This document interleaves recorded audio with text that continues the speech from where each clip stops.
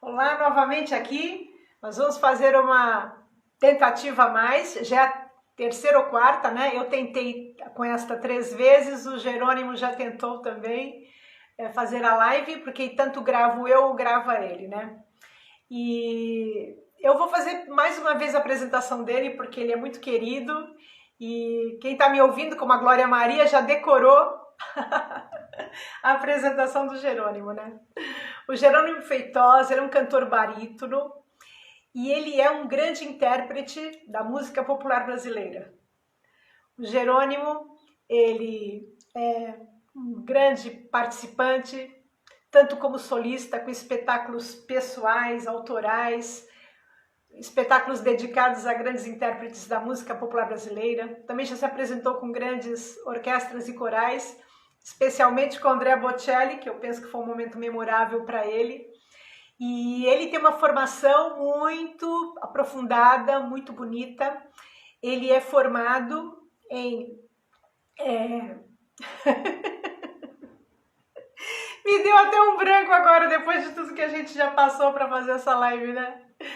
Ele é formado em consciência corporal para músicos, pelo método Alexander. Ele também é formado pela Escola Municipal de Música de São Paulo e pelo coro acadêmico da USESP. Ele também tem formação em pós-graduação pelo Senac Paraná, tanto em gestão cultural quanto em gestão educacional. Ele também é formado em piano pelo Conservatório Lavignac de Santos e, além da carreira musical, ele tem formação em comunicação social, com especialidade em relações públicas pela Unisantos.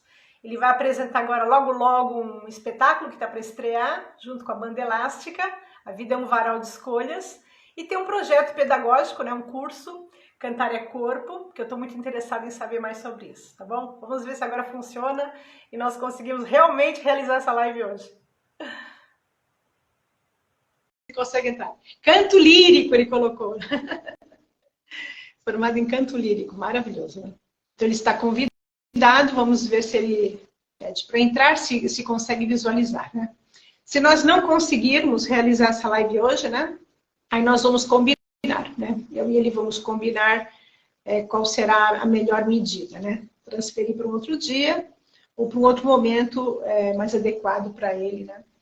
Porque eu tenho uma vida muito livre, que eu estou aposentada, né? Vamos ver se o Jerônimo recebeu meu convite, recebeu. Então agora ver se ele entra. Ainda não conseguiu pedir a solicitação. O convite não chega. Então realmente hoje está quase impossível. E meu próximo convidado está aqui presente, que é o professor Leal.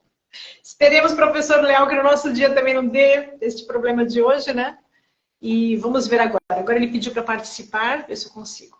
Eu aceitei e pedi para entrar ao vivo. Se o Jerônimo conseguir entrar, será uma maravilha.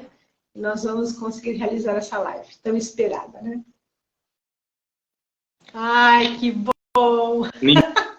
Ninguém sai, ninguém se mexe.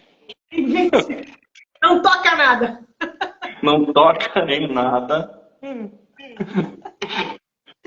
Quem sabe agora vai, né? A tecnologia ela é muito boa, né? Assim, a gente sempre precisou dela. Eu não conseguiria me imaginar vivendo sem nada disso hoje. Mas quando ela falha, falha, né? Aliás, sem isso não estaríamos aqui, né? Realizando esse encontro. Transoceânico, né? Porque você está na Itália, né? Estou na Itália. Enfim. Mas isso faz parte, né? A vida a gente não tem controle de tudo, né? A gente quer ter controle, mas enfim. Mas eu já vi isso acontecer em live do Porchat, já vi isso acontecer em tantas lives de gente importante.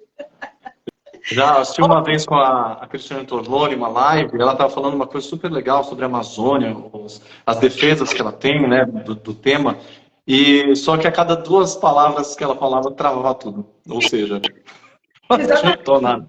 Acontece muito. Gravado, você começa a ver os problemas que ocorreram, sabe? Que a gente não vê. E às vezes depois de gravado aparecem problemas. Ah, sim, Mas faz parte do processo. E Inclusive, a gente estava no meio do experimento que eu propus. Sim. E que cada um pode fazer sozinho depois. O que consiste?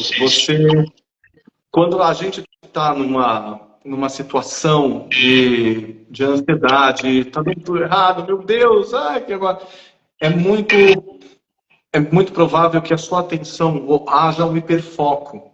E aí você se tensiona fisicamente, a sua mente para não de trabalhar, ela fica trabalhando aceleradamente, tentando achar uma solução para aquilo tudo, e você sai do tempo presente. Certo. Então, esse experimento que a gente começou a fazer naquele momento, que eu propus tirar os olhos da tela e contemplar o seu ambiente, é justamente para que a sua atenção fique maior, a imagem fique maior. E com isso você desacelera. Sim. Né? E o palco é exatamente isso. A gente tem muitos estímulos o tempo todo. Né? E lidar com esses estímulos é muito difícil. É muito difícil. Então, se você não está no presente, ali, tendo seus apoios, né? Desde o apoio do chão, o apoio do seu propósito, você focar nos seus aliados, né? O público que foi lá te assistir, né? E em vez de deixar a rádio fake news ficar aqui tocando no último volume, se você não tiver esse propósito, né? essa maturidade, né? De fazer a escolha do que você quer em cima do palco, é muito provável que você tenha alguns problemas. Por exemplo, ansiedade, medo excessivo, não querer fazer. E não importa qual é a profissão. Pode ser... eu acho que o professor é um artista e você imagina, encontrar, sabe, aquela classe que tem 40 e ninguém está nem aí, lá vem a aula de filosofia, né? É sobre isso também. E isso que você está falando, se aprendeu na consciência corporal? Sim. Esse trabalho foi o seguinte, acho que precisa dar um background para as pessoas, né? Eu tive uma formação em comunicação, como você falou, depois, sempre estudando música, me formei em piano e tal, e aí lá para meados de 2014, já cantando, inclusive, profissionalmente, eu entrei na Escola Municipal de Música de São Paulo, e era um universo completamente diferente do que eu tinha visto até então, né?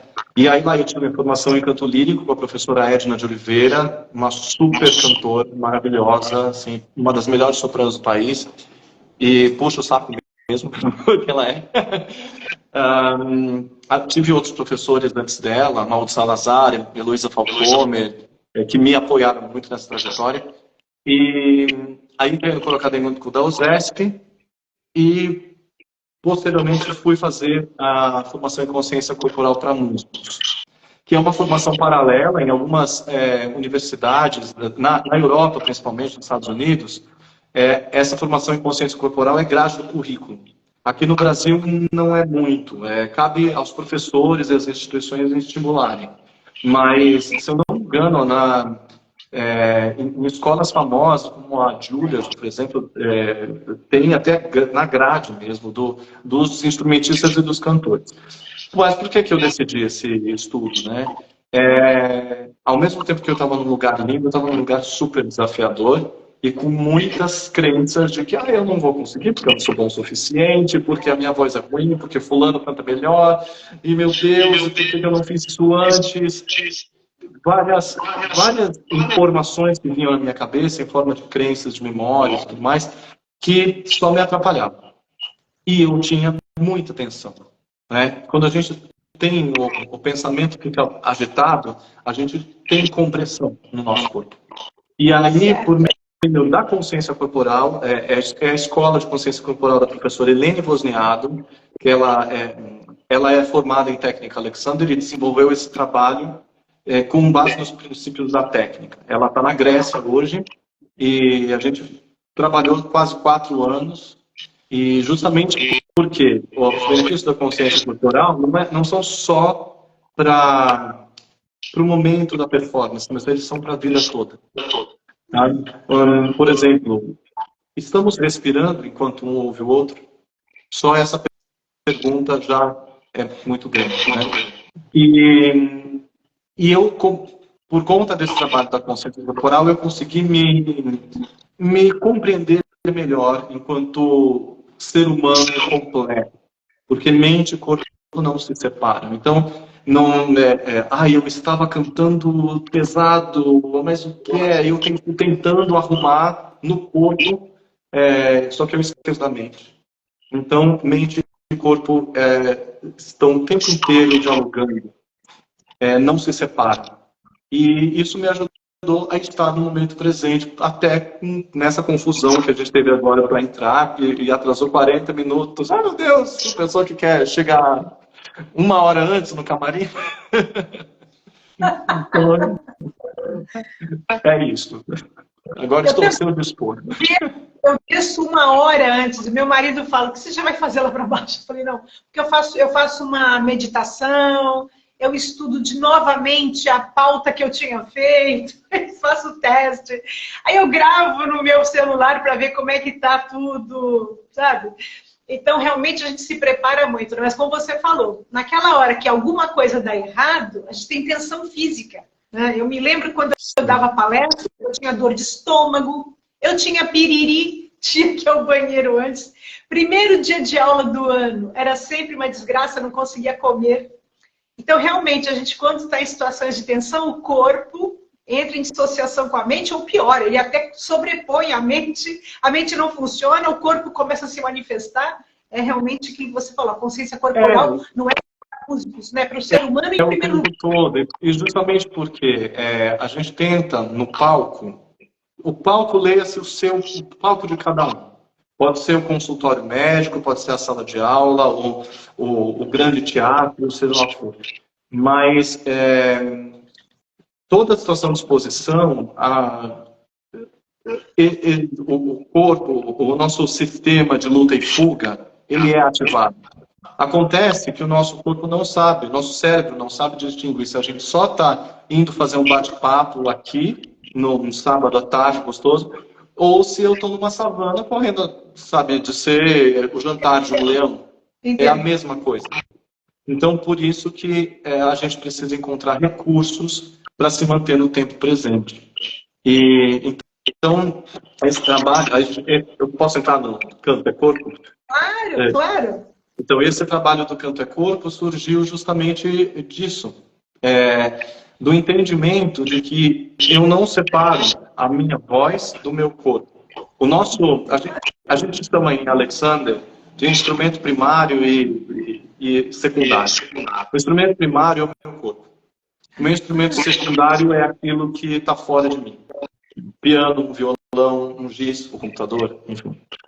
Então, só que a nossa voz... Sua voz fica no corpo. A voz só que a voz faz parte do instrumento primário. Ela é o corpo. E se eu não envolvo o meu corpo inteiro na hora que eu vou cantar, tendo um autocuidado muito grande, é a hora que eu começo a ficar rouco, é a hora que eu desafino, eu perco a minha respiração. E tem um adendo, né? O nosso corpo é baseado nas nossas memórias. Então, quando eu vou falar, ou quando eu vou cantar, por exemplo, dar uma palestra, ativam várias memórias musculares, mas também memórias emocionais, que me dizem o entendimento do meu corpo para fazer aquela atividade. Então, se eu acho, como professor, que toda vez que a classe começa a falar muito alto, eu tenho que gritar para pedir silêncio, é até poético, né? Eu faço guerra para pedir paz, né? Acho que tem uma música. Assim. Então, eu condicionei o meu corpo a toda vez que tiver barulho excessivo, eu vou precisar gritar. E mais ainda, como gritar? Normalmente é uma coisa que vem raivosa, vem urlada, raspada. Eu não estou gritando com técnica de teatro musical. Hey, parem de fazer barulho! Não é algo assim. Eu vou lá... E pior, se você não toma essa atitude, você pode tensionar tanto porque você engoliu o seu grito. Então, a ideia de que canto é corpo é desmistificar essa, primeiro, a ideia de que eu só canto com partes do meu corpo, tá? Ou usando mecanismos como abra as costelas, aí o cara faz assim e prende a sua respiração.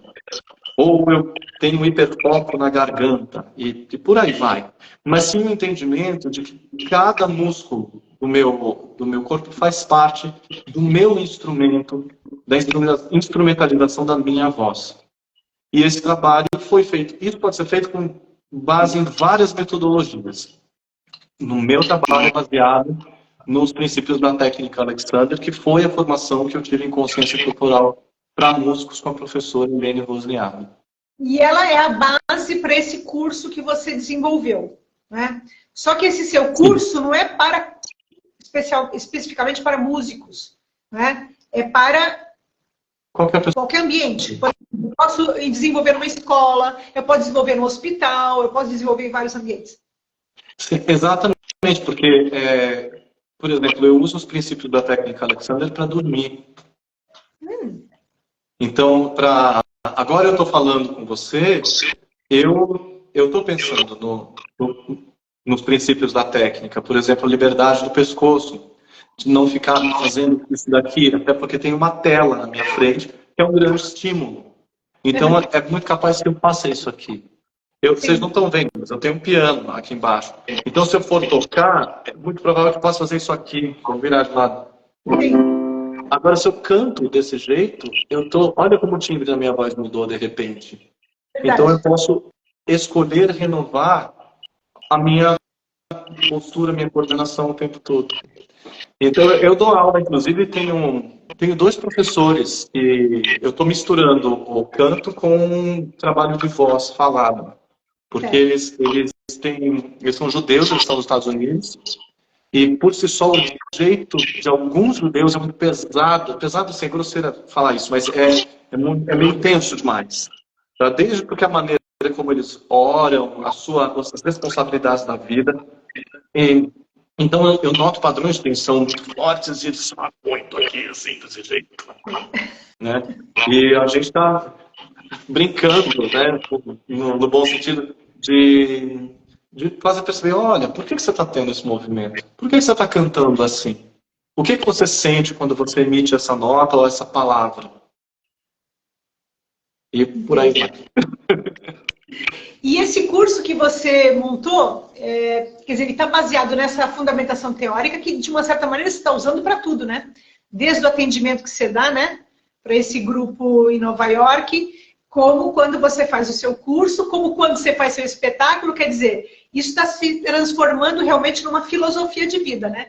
Quer dizer, aquilo que vai se tornando uma espinha dorsal no seu trabalho, né? Para você poder realizá-lo como músico, né? E aí, não tem como separar, na verdade, porque também como envolve muito os pensamentos, né? Foi conhecer tanto sobre a consciência corporal, né? E tanto falta um caminho enorme, nunca dá para parar de conhecer. Mas compreender essa relação de que o corpo e mente andam juntos e é tudo sobre mim, o meu estado reflete em mim, reflete no ambiente, nas pessoas em volta, foi uma ferramenta importante, inclusive, para a ansiedade. Medos, aqueles sentimentos que eu falei antes da rádio fake news, você não é capaz, né? Aquela vozinha interna que fica, né, esse diálogo interno. E foi uma importante ferramenta para mim. E o bom é que os princípios da técnica em si, da técnica pura de Alexander, eles foram desenvolvidos na primeira metade do século XX. O Alexander morreu, acho que em 47, não sei, por aí. Então, era uma outra realidade. Só que os princípios são tão sólidos que eles podem ser integrados à nossa sociedade contemporânea, com as questões que a gente tem hoje. Sim. Que é do humano, né? O padre Valdemar falava que a tecnologia evolui, mas que o ser humano, nas suas bases fundamentais, ele é sempre o mesmo. Quer dizer, a gente tem as mesmas angústias de um homem grego lá do século IV a.C., a gente não é muito diferente do homem medieval, no sentido do que é do humano, né? A tecnologia evoluiu, mas nós continuamos com as mesmas angústias, os mesmos problemas afetivos, de relacionamento, de identidade, é tudo muito complexo. Né? E com o diferencial que é tudo muito mais rápido. Então, a gente está num estado de muita informação, milhões de informações recebidas a cada momento. E por isso, assim, a gente tem que escolher algumas ferramentas. Ou seja, apesar dessa situação contemporânea que a gente tem hoje, os princípios são bastante sólidos. Por exemplo, eu posso ter a minha cabeça se equilibrando livremente em cima da espinha. E se eu respirar mais tranquilamente? E se eu soltar os meus quadris? E se eu der um sorriso interno enquanto eu estou conversando com você, mesmo achando o papo chato? Não é o caso. Pode ser ao contrário. Mas sabe aquele momento assim, meu Deus, eu quero ir embora daqui. Mas eu posso dar um sorriso interno e me reorganizar. O corpo fala, né? Aquele famoso livro do Pierre Weil, né? Que o corpo fala, né? A gente vai interpretando, né, as pessoas, né? Mas isso que você falou é verdade. Na hora que você falou do sorriso interno, teu olho brilhou, né? A gente viu, você sorriu com os olhos, sim, né? Uma coisa bacana isso, né? E o sorriso interno pro canto e para a fala, você ter um sorriso interno, você muda completamente a sua musculatura internamente. O trato vocal, ele se ajusta de outra maneira. Então, se eu estou falando aqui porque está enfadonho, porque eu sou uma pessoa dura, ou, enfim, qualquer coisa, se eu dou um sorriso interno, meu timbre já modifica. Entendi. Modifica tudo. E é verdade, quando a gente vê Elis Regina cantando, a gente vê como ela tá inteira ali, né? E aquilo que está dentro dela. Quando ela está deprimida, é depressão total na música. Quando ela está alegre, é um jogo de festival de fogos de artifício. Realmente isso é uma coisa que a gente vê, né? Os grandes intérpretes são assim, né? Porque a gente vê gente que canta mecanicamente, né? Eu vejo algumas vezes pessoas que cantam de uma forma, parece que... eu estou lembrando aqui em italiano, piatto, né? Completamente reto, não tenho... E essa pessoa que faz com a emoção, ela tem, né? Ela tem, eu não sei os termos técnicos, mas você vê que tem um colorido na voz. Tem uma emoção, né? Esse colorido na voz a gente busca também, né? É claro que a voz, entre os instrumentos musicais, eu acho que ela é o mais democrático, porque todo mundo tem acesso, ou quase todo mundo, né? Se a pessoa não tiver nenhuma questão vocal mesmo, ela consegue emitir sons cantados, né? Mas o que você está dizendo é muito com relação no meu entendimento, ao preparo técnico que a pessoa tem, mas também as escolhas que ela faz interpretativas, porque são duas situações diferentes, né? Tem pessoas com uma técnica maravilhosa, mas que são um pé no saco de ouvir. Ou porque elas são prazer, né? Essa interpretação reta, ou porque simplesmente não usam, ou a pessoa que está dentro da música, porque tem muitas questões assim, a pessoa está mais preocupada com a roupa, com o terno, com o vestido, como é que eu estou, será que estão... Então aí a música fica para trás, mas é uma questão de escolha também. E tem aquelas pessoas que elas também não têm tanta técnica, são artistas até renomados, mas não têm tanta técnica, só que elas têm uma coisa visceral, né? Sim. E aí isso também emociona. Tá errado? Eu não sei, esse conceito de certo e errado em voz é meio complicado de dizer. Se eu for pensar, por exemplo, uma pessoa que canta fazendo, entre aspas, tudo errado, tudo que convencionalmente pela escola de canto seria o correto, o esperado, eu posso falar que ela está errada. Mas essa pessoa me fez chorar.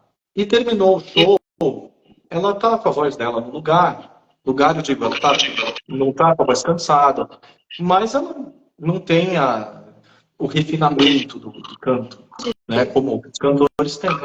Né? Então, Então, 23. é colocar numa caixinha que é o bonito, o feio, enfim, o certo e o errado, é meio... Eu particularmente, acho meio difícil de definir.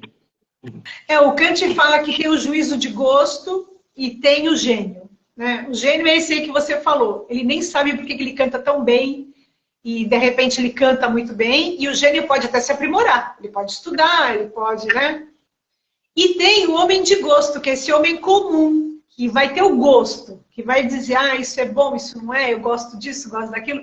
E o homem de gosto você pode educar. Então, essa é uma questão também importante. Assim como você falou da consciência corporal, que a gente tem que se educar também, né? Para poder ser inteiro, né? Nessa voz que vai expressar o que a gente é. Também tem a questão de eu poder apreciar o que o outro faz, né? A gente entender um pouco daquilo que ele faz, né? E isso me reporta um pouco da situação que eu vejo, né? Na minha ignorância musical, o que acontece no cenário atual, né? Eu vejo assim, por exemplo, Milton Nascimento faz mais sucesso fora do Brasil, né? Enquanto muitas pessoas que têm uma música que atende uma determinada parcela da população que se diverte com aquilo, que gosta, que é uma canção mais de pulso, né? É uma coisa mais mecânica, repetitiva, que não tem variações, não tem nuances, né? É uma coisa muito... Segue uma tal de uma fórmula de sucesso, né? Isso tem estudos, inclusive tem um mestrado da compositora Silvia De Luca, que foi minha professora, ela sugere uma fórmula de sucesso. As mesmas tonalidades, o mesmo tipo de frase na musical, a mesma tessitura, que mais? Harmonia, melodias muito parecidas, texto muito parecido. Né? Porque é para um tipo de público e tem que ser efêmero, tem que ser rápido, tem que passar logo para um outro. São propósitos. Né? Interessante entender que tem alguém que estudou e descobriu essa fórmula, que tem, como a gente vê os produtores musicais, né? Que já tem, quando o cara chega lá com uma proposta alternativa, super complexa, interessante, ele não quer, porque ele quer enquadrar o cara naquilo que vai dar dinheiro, né? Aquilo que vai resultar a gente está falando da grande mídia, né? Que aí não é que a visão artística não é importante. Mas tem que ser uma visão de entretenimento. Então, a pergunta que tem que se fazer, o que é que você quer com a sua música? Onde que você deseja chegar? E mesmo essas questões, que público que você quer atingir. Isso tem a ver também com o ato em si da voz, né? Inclusive, não sei, foi uma especulação minha, mas às vezes parece que, por exemplo, na música de grande mídia, que a gente vê a maioria, existe um padrão vocal que se espera, seja mais arrojado ou menos arrojado, mas que dialoga com esse público que está sendo recebendo, né, esse material. E tudo bem. Claro que quem não faz parte desse público se incomoda, né? Mas você acha que faz parte, assim, e quem não está nessa grande mídia, né, que é o meu caso, eu estou construindo o meu público, tem que observar, porque essa fórmula do sucesso deles, por exemplo, uma pessoa que eu admiro demais, e que pode ser que alguém vendo essa live aqui e vá falar, putz, quem é esse cara? É a Anitta. A Anitta saiu de uma região classe média, eu acho, não sei onde ela morava exatamente, fazendo uma música muito sensualizada, muito sexualizada às vezes, só que ela teve uma gestão de carreira tão boa e que ela gerou a própria carreira, que não à toa, eu acho que ela deu até palestras em Harvard falando sobre isso. E ela é muito jovem, né? É uma menina. E muito jovem. Então, assim, então você tem que olhar para esse universo todo, assim, não sem preconceito, sabe? Ela tem algo a ensinar. Agora, se você pegar a Marisa Monte, por exemplo, que tem uma formação que não é muito diferente da sua, né? No sentido dela se aproximar do canto lírico. E ela conseguiu, né, entrar num ambiente que ela consegue trazer alguma coisa de muita qualidade, né? E ter um público grande, né? Não é que é um público desprezível, né? Então, assim, existem coisas que uma amiga minha, que é uma amiga da minha família, que é uma atriz, não sei se você conhece, a Cleide Queiroz, E a Cleide Queiroz fala que não basta você ter talento, tem que ter estrela. Então, alguma coisa acontece com você que é inexplicável e que ajuda muito a isso. Quer dizer, apesar de todo o trabalho, o talento, a dedicação, algumas pessoas têm uma estrela, né? O Maquiavel chama isso de virtude e fortuna. Você tem a virtude, que é a sua qualidade, o talento, mas tem que ter sorte, tem que ter a fortuna. Se a fortuna não cantar para você... No caso da Marisa em si, acho que a Marisa na música brasileira, ela foi meio que um ponto fora da curva, né? Porque ela, sim, ela tem formação em canto lírico, assim como eu, mas ela gostava muito de música brasileira e por isso que ela não seguiu carreira no canto lírico. Ela teve algumas vantagens, porque o primeiro produtor dela, eu acho que foi o Nelson Motta, se eu não me engano, foi o Nelson Motta, e houve uma ponte pessoal, de, sei, a mãe com alguém que conhecia, enfim, o caminho foi mais estreito, e ela mesma fala que isso foi, digamos que uma vantagem de anos-luz para a carreira dela.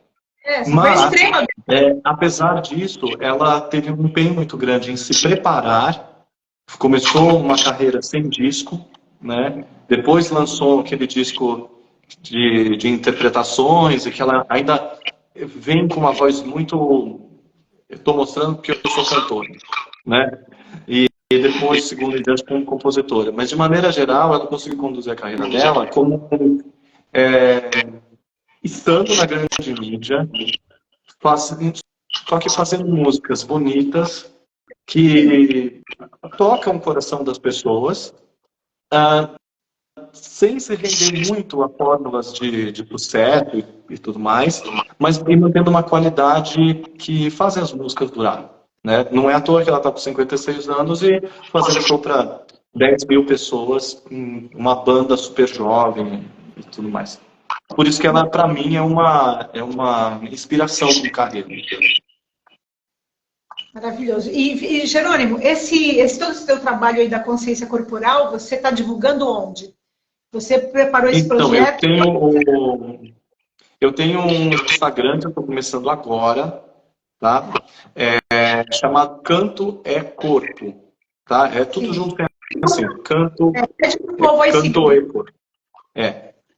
E aí lá eu estou colocando esses materiais, estou numa fase de explicar o que é o trabalho, porque eu quero em breve fazer cursos para grupo grande e tal, mais do que trabalhar no individual, que é bacana, mas a troca do grupo, eu penso que seja essencial. Então tem isso e tem no YouTube, eu estou colocando aos poucos, minha meta é conseguir colocar toda semana conteúdo sobre voz e corpo. Sim, eu tenho assistido, tenho achado muito bom. Você é muito didático, muito claro, eu estou achando muito bacana. Tenho acompanhado o eu tenho. Às vezes eu me enrolo. Às vezes tem que explicar. Então, como está tudo ligado, então esse é o curso que você tá desenvolvendo. E com relação ao teu espetáculo com a banda elástica, você podia divulgar, né? Quando que vai ser agora o teu show? E contar um pouco como é que nasceu isso, como é que... Claro, sim. Eu estou na semana de lançamento, né, desse espetáculo. E vai ser, a gente chama de evento teste, né? Primeiro, o que é a vida é um varal de escolhas? Com base no Alexander e na consciência corporal, eu comecei a perceber que o Luiz colocou o @ do Canto é Corpo aqui. Obrigado, Lu. Eu comecei a perceber o quanto as minhas escolhas determinavam não só o resultado imediato do que eu desejo, por exemplo, desejo cantar afinado esta música. É um resultado mais imediato. Então eu tenho que fazer várias escolhas físicas, interpretativas, mas como as minhas escolhas, os meus pensamentos, as minhas memórias determinam o meu futuro, determinam o meu desejo de vida e determinam a minha realidade, né? Então o embrião A Vida é um Varal de Escolhas começou no Alexandre. E aí, quando veio essa ideia, eu passei a olhar para mim mesmo. Então, eu falo que é um trabalho um pouco autobiográfico, que eu estou me despindo na frente das pessoas, justo por causa da, das questões que eu vinha vivendo, né, que envolviam medos, envolviam ansiedade, e parecia que você carrega uma bigorna, tá? As pessoas em maior ou menor grau, em algum momento da vida, tem algo assim.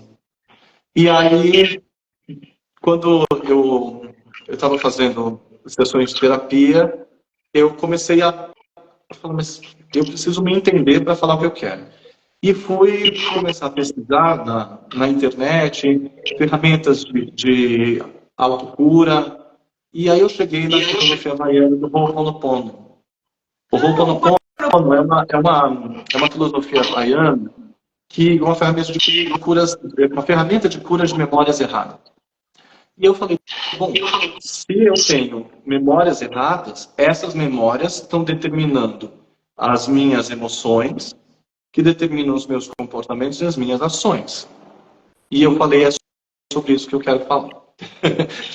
E aí eu comecei a construir um enredo da Vida em Lugar de Escolhas, contendo músicas que eu escrevi, que eu não posso, é difícil eu se considerar compositor, mas eu escrevi algumas músicas, especialmente para esse espetáculo, juntei músicas de outros compositores, coloquei letra em duas músicas eruditas, uma para coro e uma para piano. Eu tive a ousadia, eu espero que ninguém me bata.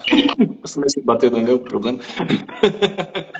E foi assim, um trabalho muito sincero. E no meio de tudo isso, eu faço um enredo permeado com textos. Alguns textos de minha autoria, a maioria deles.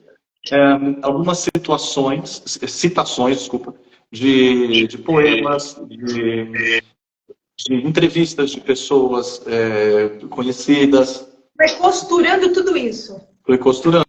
Então tem, por exemplo, nos textos, tem desde Cora Coralina, Fernanda Montenegro, Leandro Carnal, Monja Cohen, Fernando Pessoa, que é o meu poeta de coração. Eu também amo. E tudo isso, inclusive orações do Ho'oponopono. Só que assim, não é, fala orações, parece que a gente vai para uma igreja, não é essa a ideia. Mas os textos com o sentido daquilo que eu queria enredar, né? Que maravilhoso. E você fez isso tudo sozinho ou você teve uma colaboração para construir? Sempre uma colaboração, claro. E depois você junta os músicos ou construíram tudo no laboratório? Não, foi mais ou menos assim. A ideia do show foi minha, né? E é o primeiro trabalho solo inédito depois da pandemia. Certo. E no início do ano, eu passei uma semana de retiro de técnica Alexander com a minha professora, que veio da Grécia, especialmente para ir. E lá todos os alunos dela se reuniram. A gente ficou no meio do mato, literalmente, durante uma semana, e estudando, e se relacionando, e tocando. Onde foi esse mato? Onde foi? Qual é que é o nome da cidade? Foi ali perto de Registro. Pertoledo? Não. Não, era antes, eu esqueci agora. É Oliveira Tá vindo Cunha na minha cabeça, mas não é Cunha. Não tem problema, eu já sei onde é. É ali na... Daqui a pouco vai.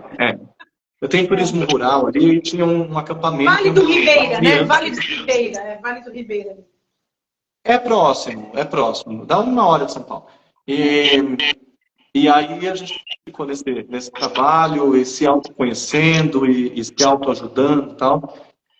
E aí surgiu uma música que eu tinha escrito letra e melodia. A gente preparou com alguns dos meninos que estavam lá. E ali foi o embrião da banda Elástica. Não é que é a minha banda, não é essa a ideia. Eu coloquei como eu e a banda Elástica, porque a banda ela pode ser maior e agregar mais gente, no sentido de amplitude e no sentido de público, né? Então a gente nunca sabe como é que vai ser o dia, então vai ser o primeiro experimento. A banda Elástica também, além de você ter o projeto autoral, você faz parte da banda Elástica? Você? Então, a Banda Elástica foi o nome que eu batizei, o grupo que me acompanha. Tá? Sim. Então, em vez de chamar os meus músicos, não sei o que lá, não, eu não gosto dessa hierarquia distante. Então, acabou que eu chamei de a Banda Elástica. Então, esse show vai ser Jerônimo Feitosa e a Banda Elástica. Elástica no sentido físico, de que ela se distende, contrai. Sim, a gente usou muito essa metáfora da banda elástica no trabalho, como vamos abrir a roda, vamos agregar, vamos nos unir, é possível ter mais espaço. E aí, a gente gostou desse nome, eu peguei emprestado para ser o grupo que me acompanha, e eu preciso falar deles. Ao piano, primeiramente, um grandíssimo músico, um mestre, o Mário Tiroli. Mário Tiroli é um pianista santista, com quem ele me ensinou muito na música, e eu trabalho com ele desde 2004. Desde 2004, então é idas e vindas, a gente já vai, sei lá, quase 20 anos trabalhando. E, então a base do show hoje está sendo ele, em piano e voz. E tenho dois colegas que se tornaram grandes amigos também, que é o Lucas Longarese, na guitarra, e o Lucas Braco, são dois Lucas, eu vou apresentar Mário e os Lucas. Lucas Longarese na guitarra e Lucas Braco no contrabaixo, ambos com uma super formação musical, com mestrado, com pós-graduação também, na Santa Marcelina, mestrado lá nos Estados Unidos, doce, os dois, muito colegas de curso do Alexandre, e que se tornaram amigos também. Então, está tendo uma mesma sinergia para a realização desse trabalho. E tem mais gente que pode entrar no futuro, deverá entrar, inclusive a gente está aguardando nos editais, né? Porque com o edital a gente consegue fazer um grupo maior e em outro espaço. O pianista de Santos, né? E os demais? De São Paulo. De São Paulo. É pertinho. É difícil diferenciar. Então a gente vai se juntar depois. Eu estou sendo a ponte entre todo mundo. E essa primeira... Você... Pode falar, não. Não, pode. A próxima apresentação, que vai ser a primeira, né? Que é a estreia, vai ser em Santos. Isso, essa primeira vai ser em Santos, e aí eu estou negociando em outros locais para fechar uma agenda. E no meio de tudo isso, surgiu um concerto, depois que a gente conversou, surgiu um outro concerto, que vai ser no Teatro do Sede. Primeiro, falar do... Peraí, olha como uma coisa fica confusa. Primeiro, falar a data. Né? Data da Vida é um varal de escolhas.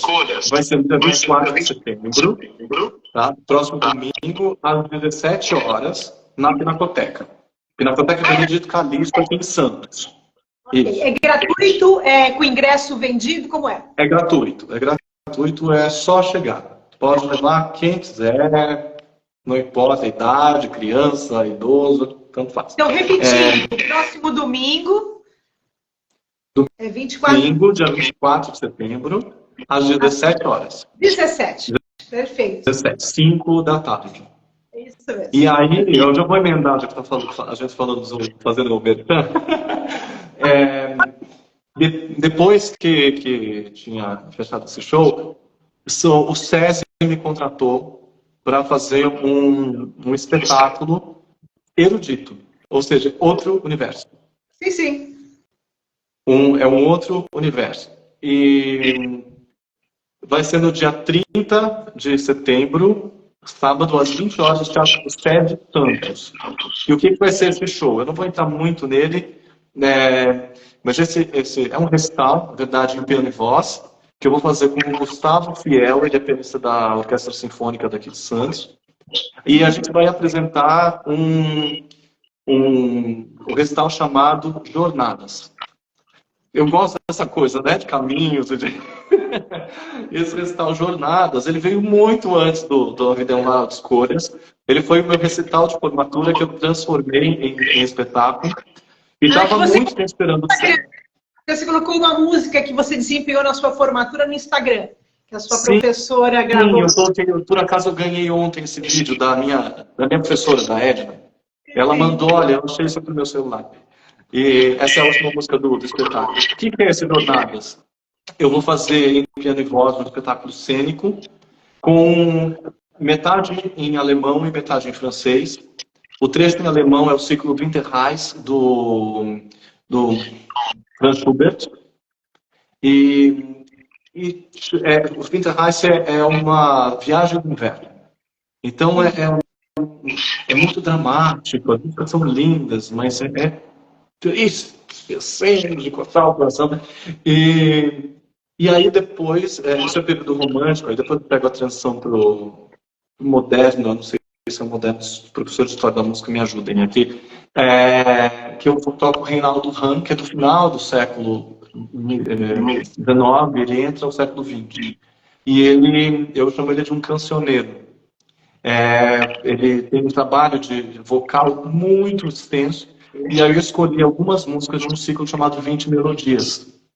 Diferentemente do ciclo do Schubert, que todos têm uma ideia de uma viagem no inverno, as coisas acontecem no inverno, a partir de um viajante, com poemas isolados, né, que está seguindo um roteiro específico, mas ele fez essa compilação. O Reinaldo Hahn são melodias de assuntos diferentes, mas que eu gosto tanto, acho tão incrível assim, a música que ele faz. E aí eu escolhi algumas peças desse ciclo 20 melodias. Então a gente começa, eu falo que no inverno alemão, com todos os questionamentos da vida, e depois a gente chega à esperança e à paz no ciclo francês. Tudo isso vai ser feito em 1 hora. É bem mais alegre. Não necessariamente alegre, mas mais sóbrio, mais leve. Então a gente começa com uma coisa mais lenta. Tanto que o figurino é diferente, não vou dar spoiler, mas o figurino é diferente justamente por mostrar a coisa um pouco mais sombria, mais introspectiva, e a outra um pouco mais brilhante, mais primaveril. O inverno proporciona isso, né? Realmente você fica mais recluso e aí... Tanto é que aqui o verão é uma explosão de gente pelas ruas, porque as pessoas finalmente podem tirar as roupas e caminhar o sol. É bem bonito, né? É difícil produzir o inverno alemão pensando no inverno brasileiro, né? Que a gente tem para a praia todo dia. Aqui, ele tem uma casa aqui de férias do lado, ele é alemão. E agora, outubro, ele vem pela última vez. Aí só vai voltar na primavera do ano que vem. Aí não volta mais. Tá vendo? Dele faz menos 20 graus, é bem frio. Mas assim, essa música que você vai fazer no Sesc, né? É alguma coisa... SESI. SESI.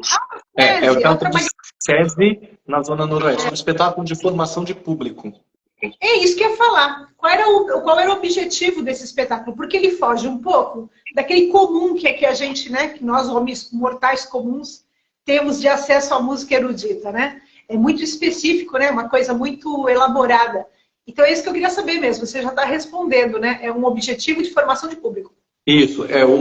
O SESI, nos editais de cultura, eles têm esse propósito, né?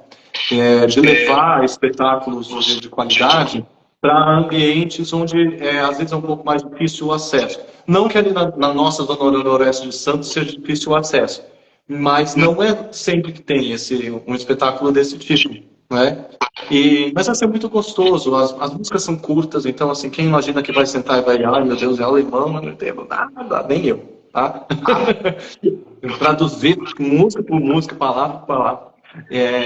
Mas é um espetáculo muito, muito leve, apesar do estilo da música que está sendo tocado. Mas a música emociona, mesmo quando a gente não conhece a língua em que ela é cantada, né? É uma coisa que para mim, sim. Né? Às vezes a música está falando lá, estou comendo um hot dog, mas não importa. Ela pode significar para você algo muito diferente daquilo que o cantor está cantando do ponto de vista do significado da palavra. Mas ela adquire um significado que ele não controla, que vai além dele, que é o que o consumidor faz daquilo. Né? Isso acontece muito com músicas... Eu acho que nesse espetáculo, como ele é um pouco cênico, eu viro um pouco ator,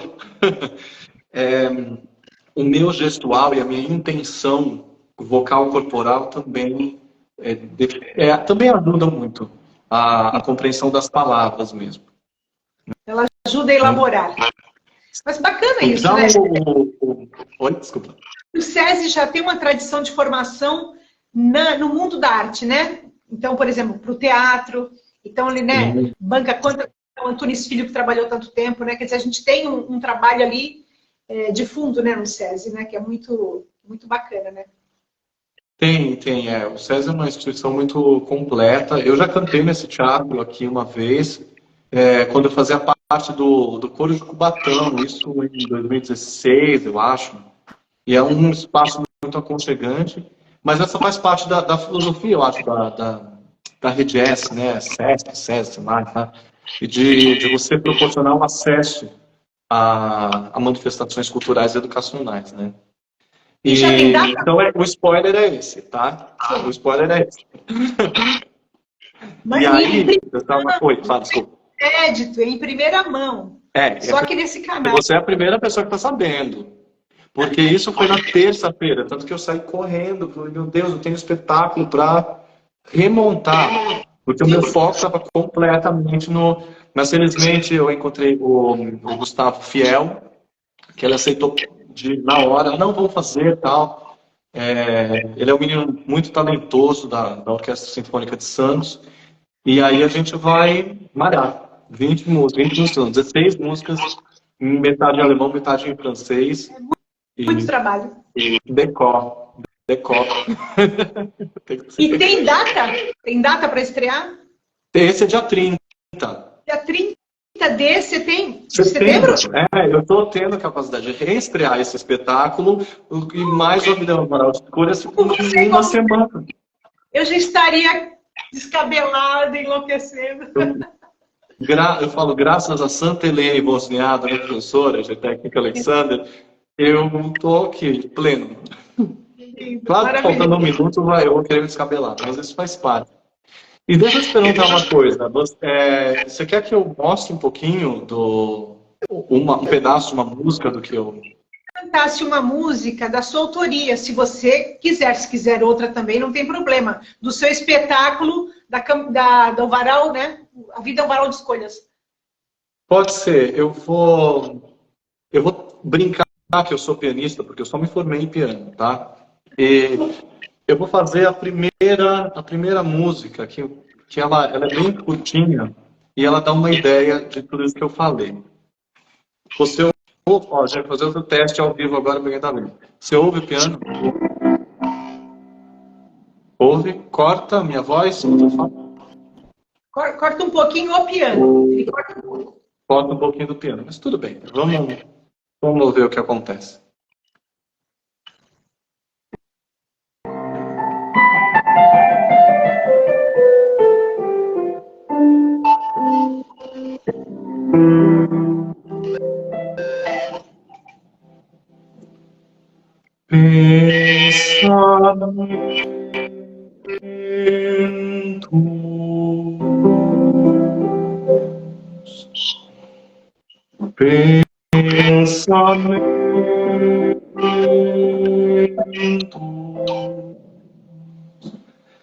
Vem e vai.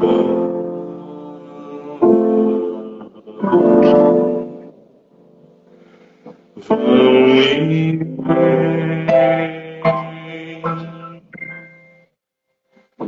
movimento,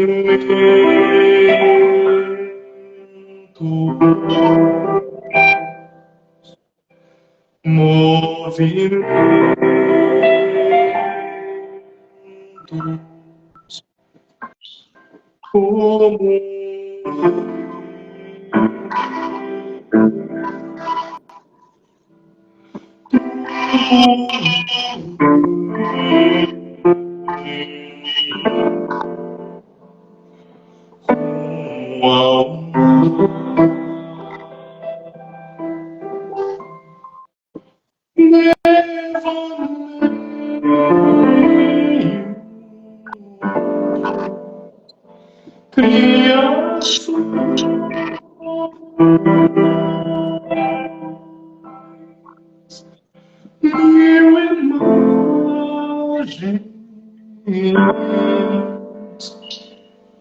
invenções,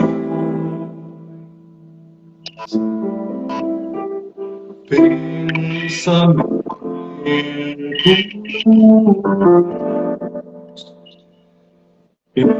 ilusões.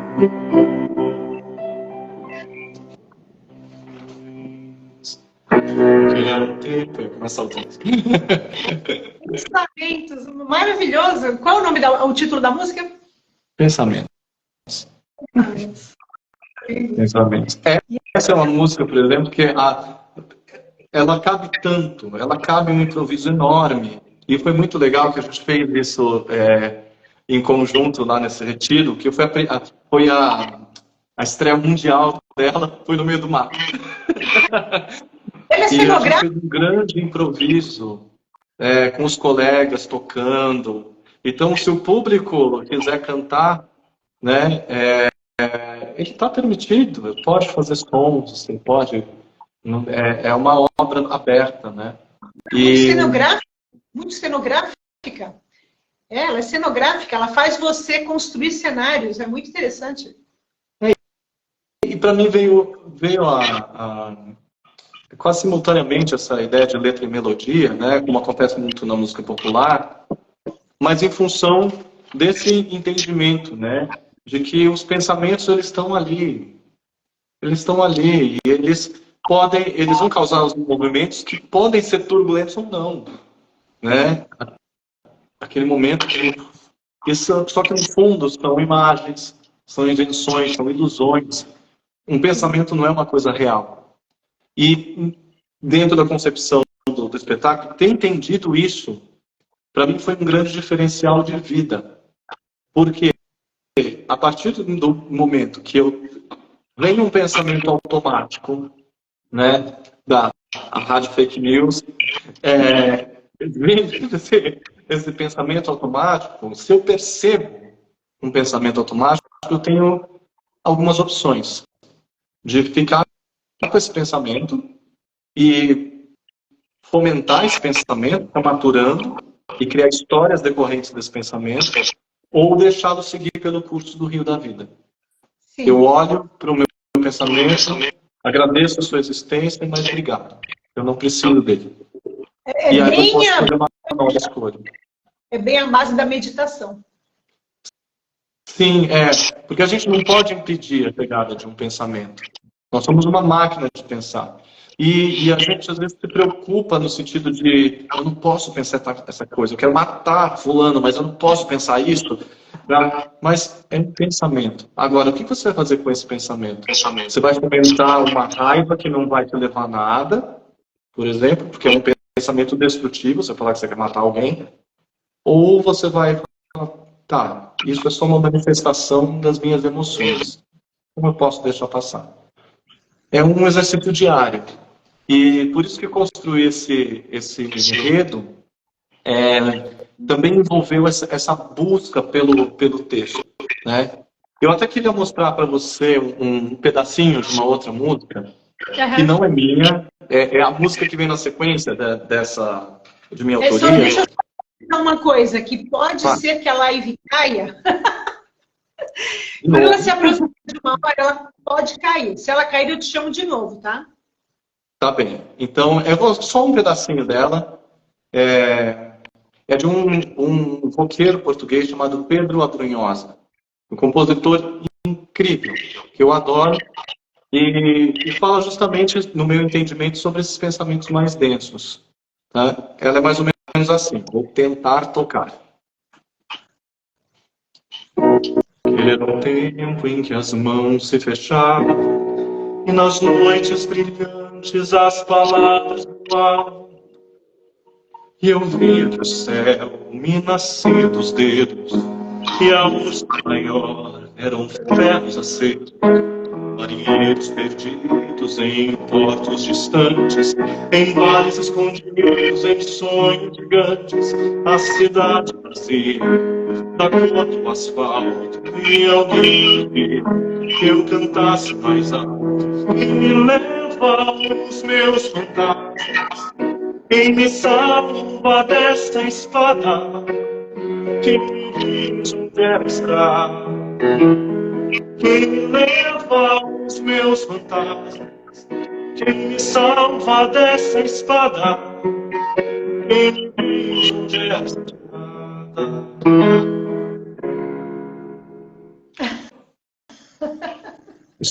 Essa mexe. Como é que você está fazendo? Um assaggiare lá com a italiana, né? Um assaggiare, só para experimentar um pouquinho de cara. Só um gostinho. O interessante é como você constrói esse repertório com tanto conteúdo, né? Você tem uma preocupação assim grande com o conteúdo, né? Dele realmente dizer aquilo que você propôs de construir como esse fio da meada, né? Você vai construindo, né? Esse é realmente foi muito pensado, foi muita pesquisa, porque eu posso mexer demais com a emoção das pessoas, né? Eu não sei quem é que vai estar ali, se de repente a pessoa está vulnerável, eu falo uma coisa vazia, eu posso deixar ela pior, e não é a ideia, né? A ideia é que o meu desejo, se assim pudesse ser atendido, é que as pessoas saiam melhores do que quando elas chegaram, né? E sem nenhuma pretensão de ego, por mim, mas pela música, né? Eu acho que esse é o desejo de todo artista, na verdade. Você se oferecer algo que vai tornar essas pessoas mais felizes, né? E falando até da Marisa, né, sobre essa coisa de felicidade, eu me espelho muito nela nisso. Eu vou a muitos shows dela, tanto que eu a conheço, a gente cantou junto mais de uma vez, tal, como fã, não como dueto profissional, mas eu noto que tem muitos relatos de pessoas que falam que a música dela as salvou. E não que eu tenha essa pretensão de tentar salvar ninguém, não é isso, mas às vezes uma coisa que é dita, ela pode transformar uma pessoa, por exemplo. Se a pessoa está perdida, que não sabe o que vai fazer, ela ouve, por exemplo, que são só pensamentos, essa frase pode fazer muito sentido, né? Eu usava muito música nas minhas aulas, assim, com as crianças. Eu trabalhei com filosofia com crianças. Eu usava bastante. Eu me lembro, porque você não falou que a gente já foi colegas de trabalho, falou? Não, no primeiro vídeo, né? Depois eu cortei. No primeiro vídeo que você também não falou que você foi minha professora? Fomos colegas de trabalho, né? 3 mesezinhos só, que eu substituí o João Vieira, né? Que foi um fiasco, não sei como é que Essa foi professor, você foi professor, mas eu achei você maravilhosa. Você foi um fiasco e por sua conta. Nossa Senhora! E nós trabalhamos juntos e foi muito bacana. Foi um período de muita efervescência cultural na escola, né? Acho que foi um período bem, bem bacana. E até te perguntar isso, quer dizer, você dava uma carreira nas relações públicas, claro que paralelamente você estudava música e se formava, já se apresentava, mas quando é que dá essa virada de chave que você fala, não, eu vou viver de música, porque a gente sabe que não é fácil, né?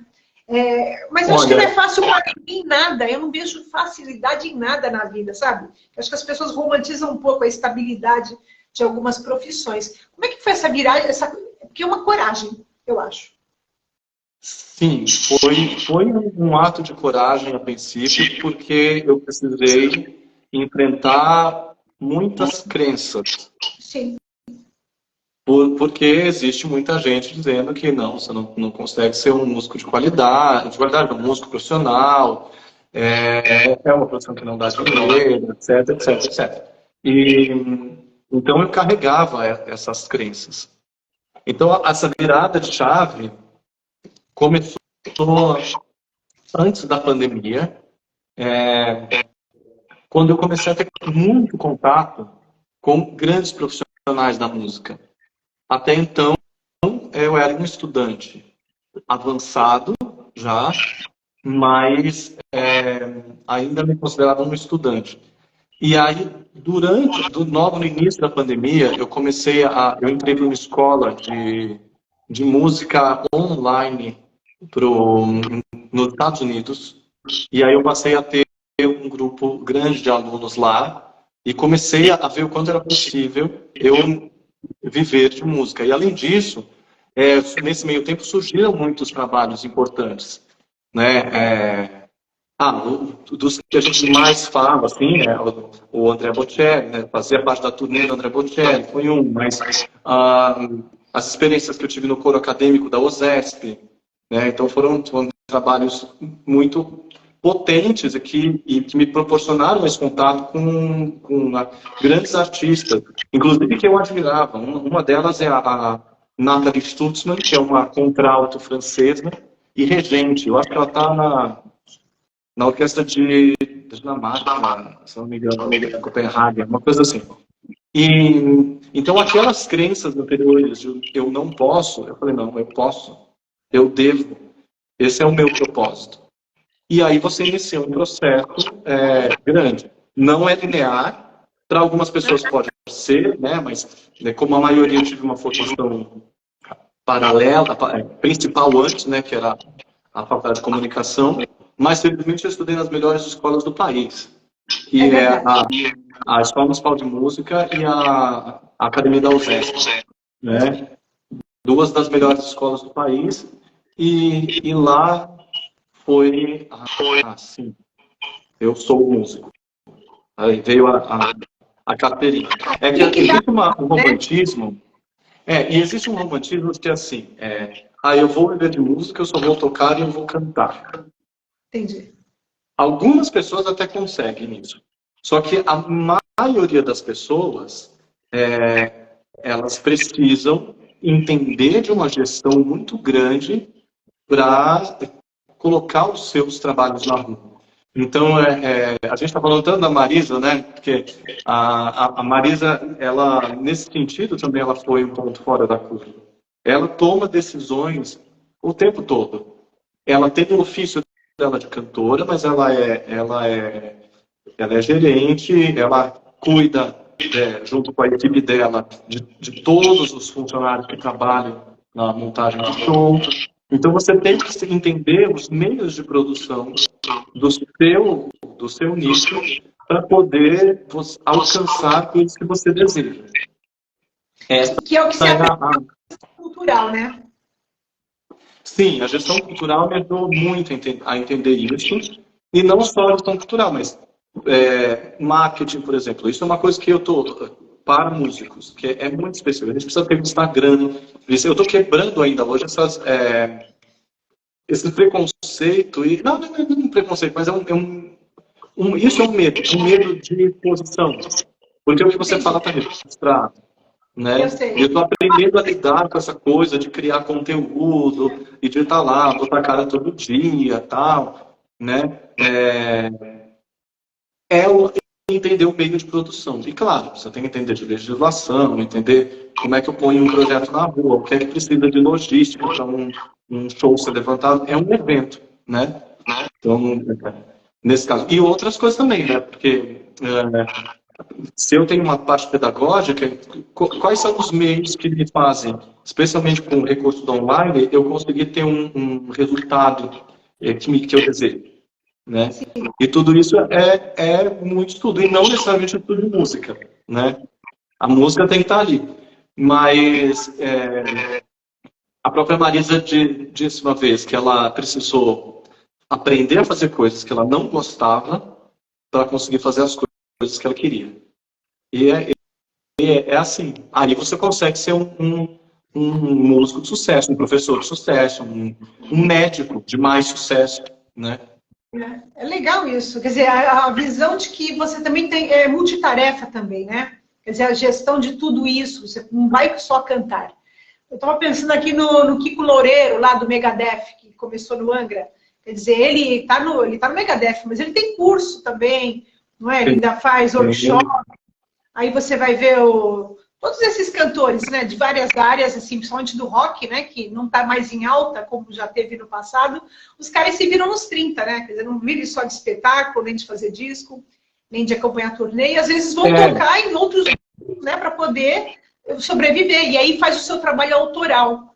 Ele faz o trabalho autoral aqui. E uma coisa que as pessoas não entendem, assim, tem uma visão muito vaga, é porque a maior parte da memória, assim, normalmente é pelo cantor, como entertainer, ele vai lá fazer uma coisa, canta, sai do palco, entra numa limusine e vai embora.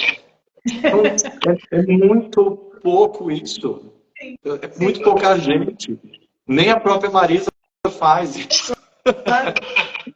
Nem às vezes ela tem que esperar os carros que estão lá no estacionamento sair, porque ela não consegue sair para o show, né? Sabe, coisa assim.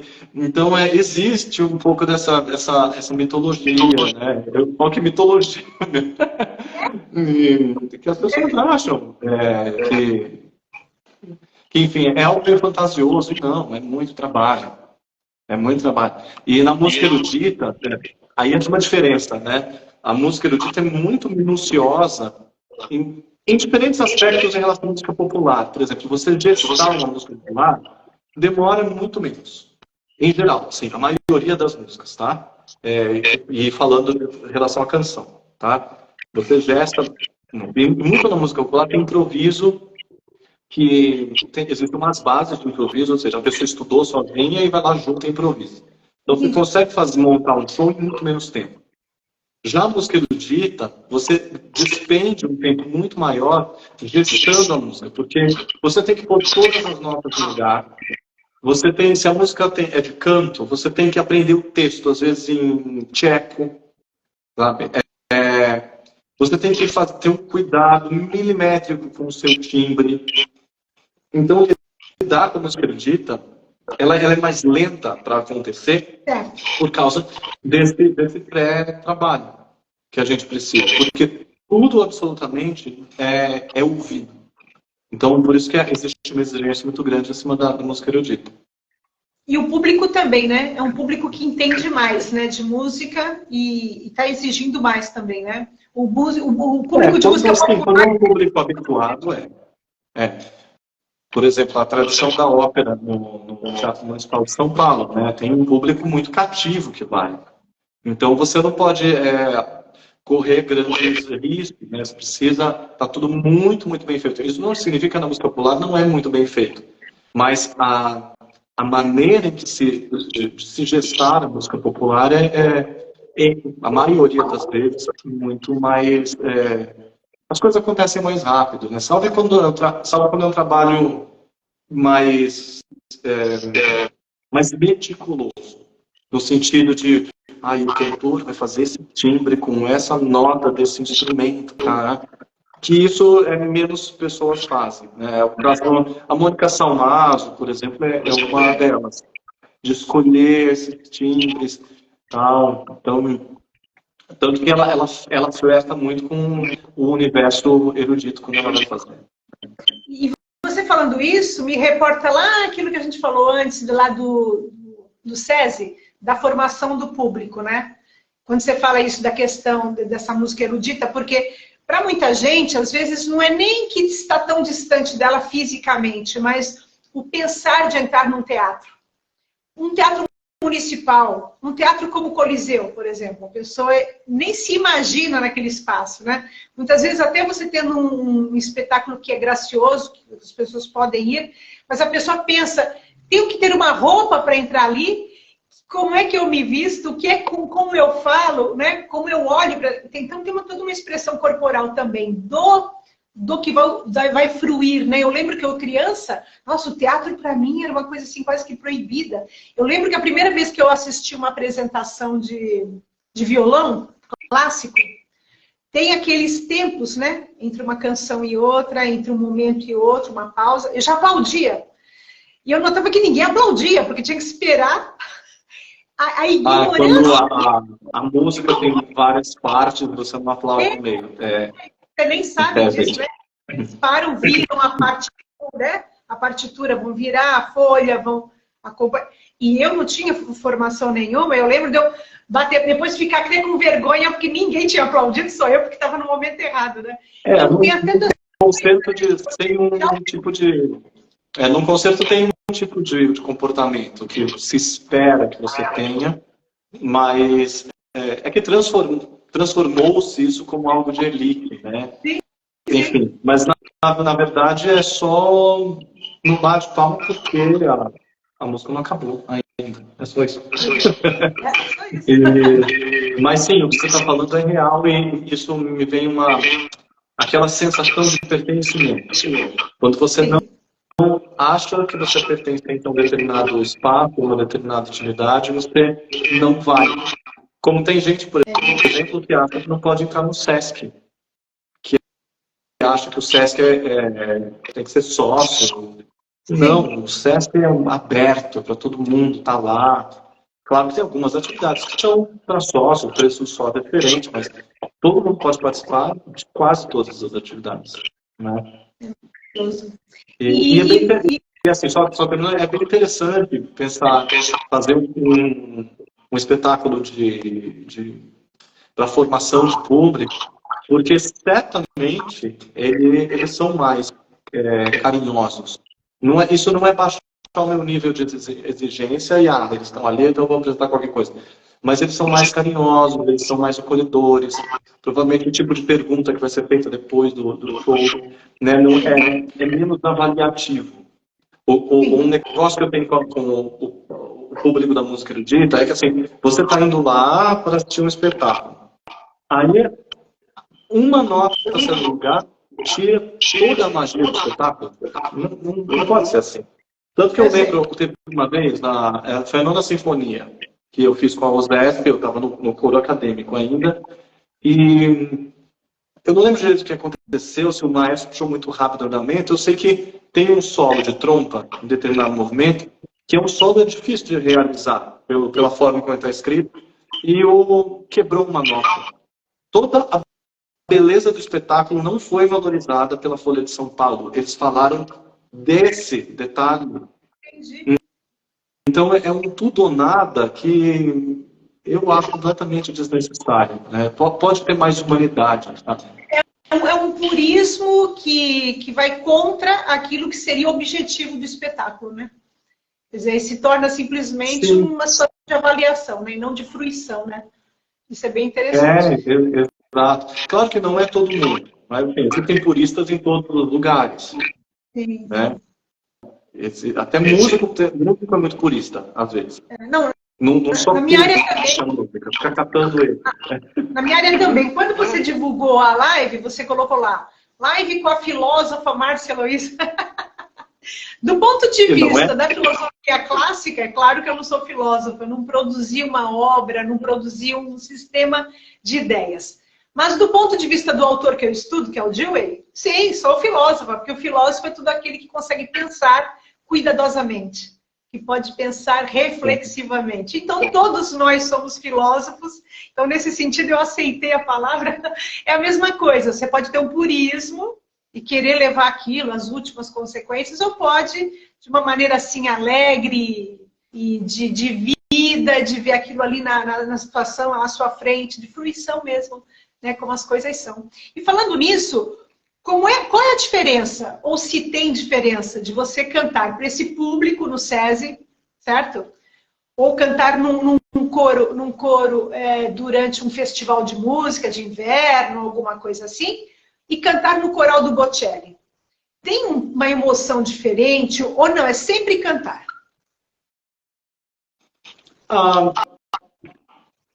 Bom, tem algumas diferenças aí de cenário, vamos dizer assim. Porque você canta quando solista, é algo bem diferente de você cantar em um coro. Tá? Não é que a exigência do coro é menor, pelo contrário. A exigência é muito grande. Especialmente se o coro é um coro do nível do coro do OSESP, do coro lírico do paulistano. Né? Em que o grau de minuciosidade, de afinação, de respiração, de pronúncia, tudo envolve. Então, assim, o que se tem é que, teoricamente, você está mais exposto como solista e você está mais numa zona de conforto, entre muitas aspas, ali no coro. E o outro exemplo que você deu desse trabalho que foi feito com o Bocelli, lá foi um trabalho muito mais simples em alguns termos, porque a gente entrava em determinada parte, não era uma obra inteira que canta, né? Mas havia uma emoção muito diferente. Primeiro, porque você cantava num estádio para 45 mil pessoas, é impossível não se emocionar, e as músicas são muito bonitas, né? Inclusive, os duetos que aconteceram, a Maria Rita participou desse do Bocelli, e foi uma surpresa muito agradável, assim, nesse sentido, porque ela é uma outra praia. Ela vem da MPB, vem do samba, ela fez lindamente as músicas em italiano que ela se propôs fazer com ele. Né? Então é uma outra emoção. E além disso, você cantar com orquestra é um negócio muito legal. É muito legal. Eu lembro que eu fiz a oitava de Mahler, a oitava sinfonia de Mahler nos 20 anos da UDESP, e aquilo foi uma emoção muito grande, porque essa obra ela é chamada de a Sinfonia dos Mil. Então que se brinca que ela foi feita para, sei lá, ser cantada e tocada por 1000 pessoas. Não tinha 1000, tinha uns 300 e quase 400 músicos lá. E essa obra é tão grandiosa que eles levantaram o teto da sala para caber tanta música. Quando deu o primeiro ataque que entra um puxo, assim, foi algo maravilhoso. Então, assim, são emoções, situações muito distintas, né? Mas não menos exigentes, eu diria. Existe uma exigência. O que acontece é que, comparando, como eu falei, comparando o erudito com o popular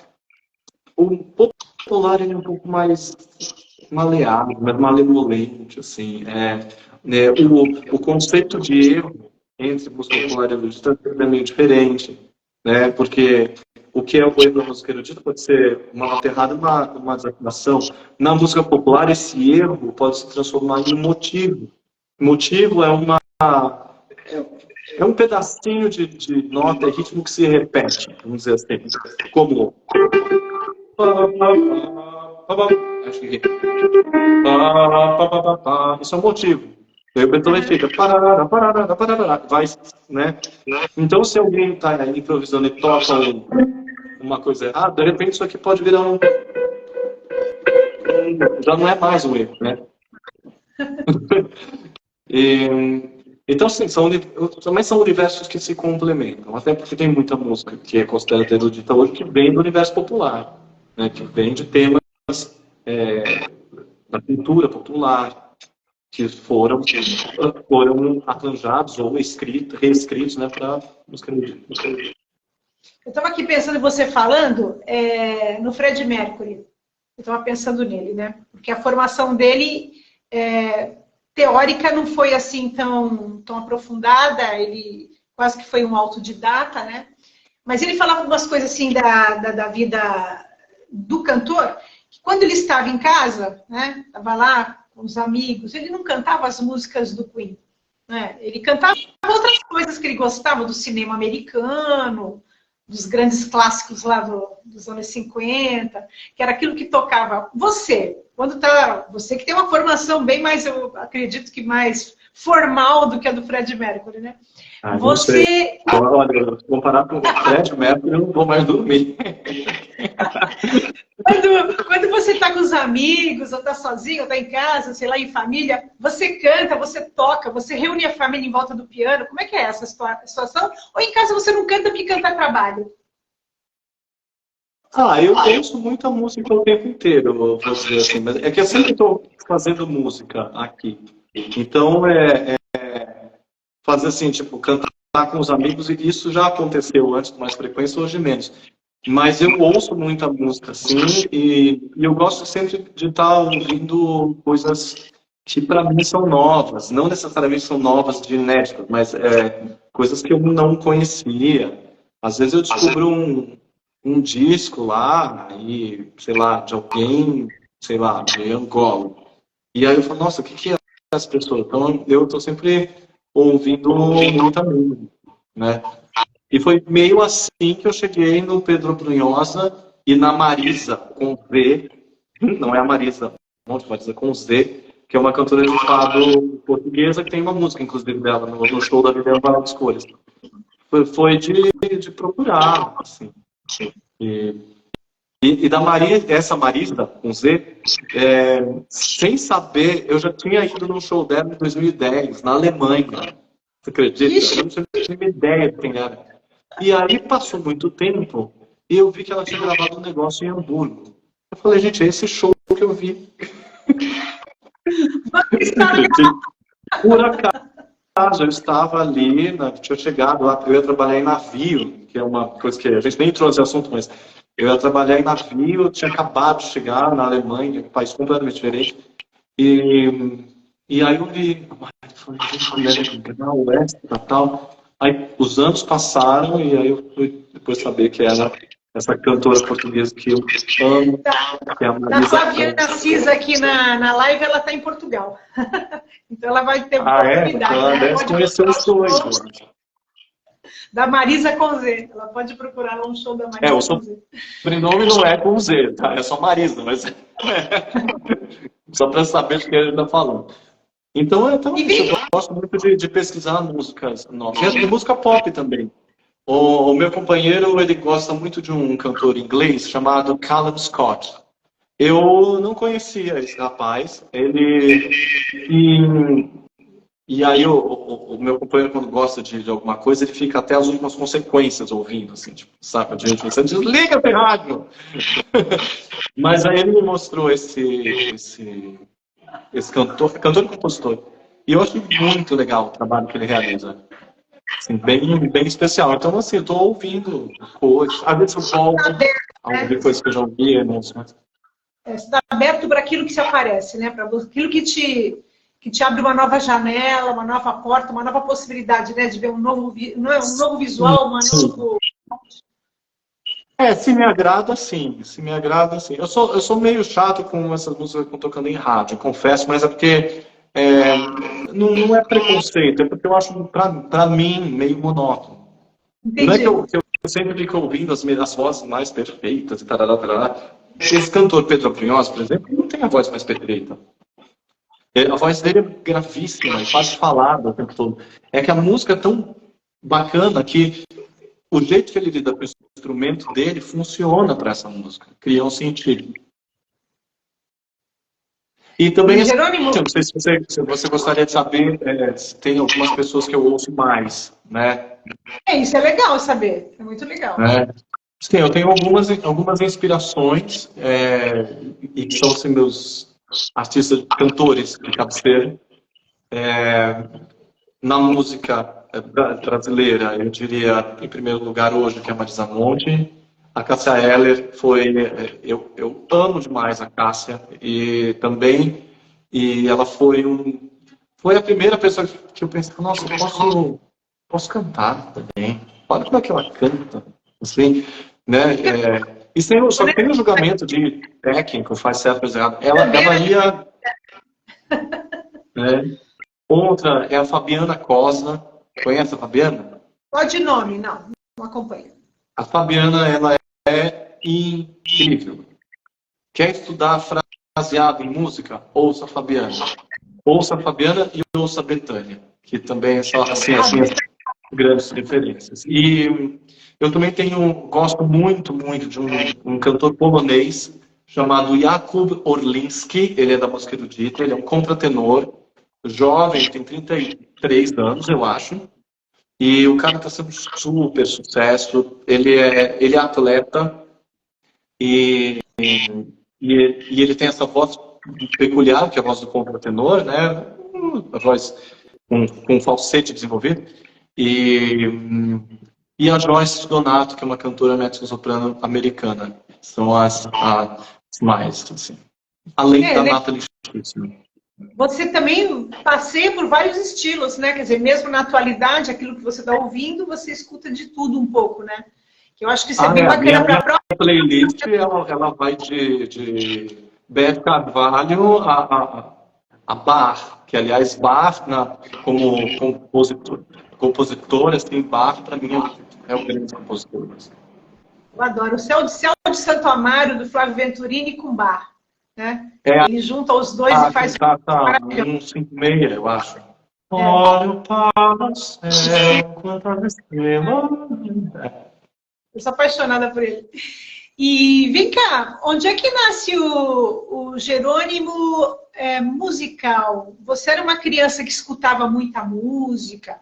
Sua mãe cantava muito em casa? O que é que te levou a você tem um ouvido absoluto. O que é essa coisa do Jerônimo criança que vai para a música? Ou a mãe atualmente colocou no Lavinhaque, como muitas mães faziam, de colocar os filhos no Lavinhaque. Como foi isso? Então, vamos lá, vamos pensar sobre. Eu sempre gostei muito da ideia de música, de palco. Eu me lembro que eu era fã da Xuxa quando eu era pequeno, e eu me fiz parte da banda dela, sei lá o quê, assim. Eu ouvia muita música sertaneja de raiz com a minha avó. Minha avó, ela tinha aqueles botões, né, sabe? E ela ouvia muita coisa, bem aqueles Tristeza de Jeca, sabe, essas músicas, assim. E aí, em 2093, eu ganhei um piano aos 9 anos, um piano de metal, né, um tecladinho, na verdade. E eu comecei ali, porque eu tinha pedido, eu queria, minha mãe me deu. E aí eu comecei a ter aulas de teclado por um tempo, depois um outro tempo eu enjoei.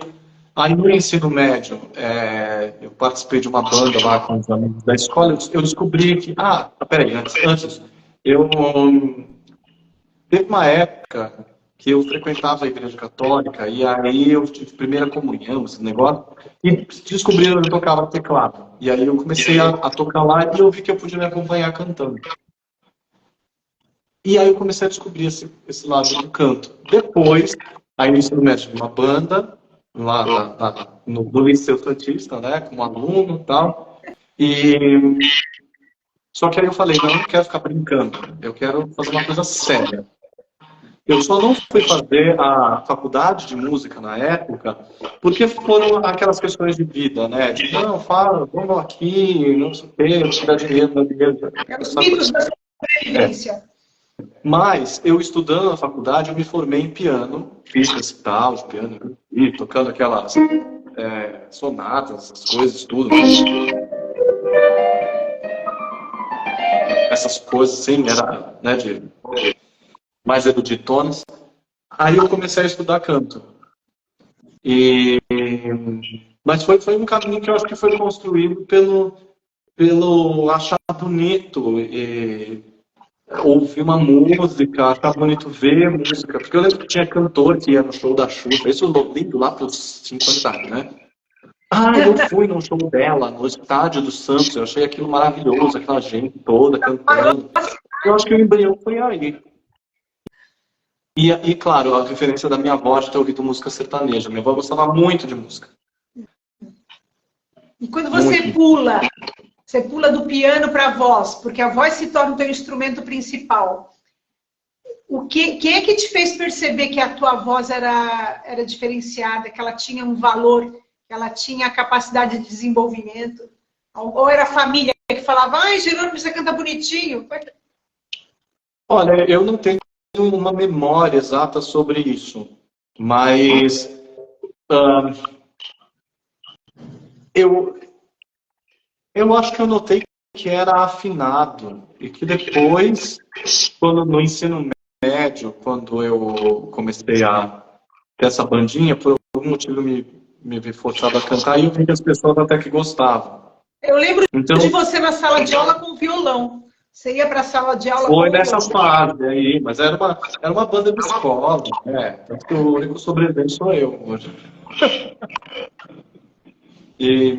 Mas sim, em algum momento da minha trajetória eu percebi que a minha voz poderia ser utilizada como instrumento. Só que, claro, eu só fui entender o que era a voz como instrumento quando eu comecei a estudar formalmente.